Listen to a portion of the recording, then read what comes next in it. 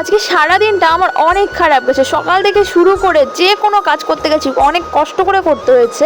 সেই মুখ ধোয়া বলো, ব্রাশ করা বলো, সেই রান্না করা, মানে রান্না তো সেরকম করি নাই, রুটি করেছি।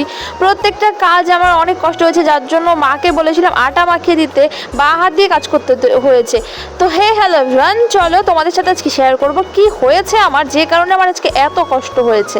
তো তার জানার জন্য পুরো ভিডিওটা কিন্তু দেখতে হবে। তো দেখো আমি কিন্তু এখন সকালবেলা ব্রাশ করে নিচ্ছি বা হাত দিয়ে, কিন্তু এখানে দেখা যাচ্ছে ডান হাত, যেহেতু আমার ক্যামেরাটা সামনের ক্যামেরা ছিল, সেলফি ক্যামেরা ছিল, যার জন্য বা হাতটা ডান হাত দেখা যাচ্ছে। আর আমি বোতল দিয়েই মুখ ধুচ্ছি, যার কারণ ওখান থেকে জল দিলে বেশি স্পিডে পড়বে, তার জন্য ওইভাবে বোতল দিয়ে নিচ্ছি, মুখে জল দিতে পারবো না বেশি করে।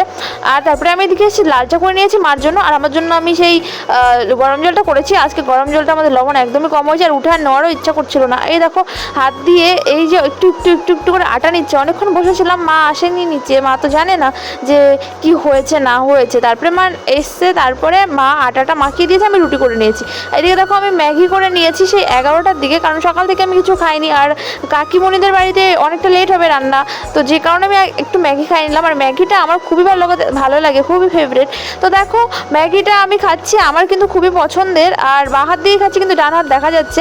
তারপরে দেখো দুপুরবেলা চলে এসেছি এখানে রান্নার এখানে। এদিকে আসার পরে একটু পিসি একটু পায়েস দিয়ে দিল, পায়েস খেলাম।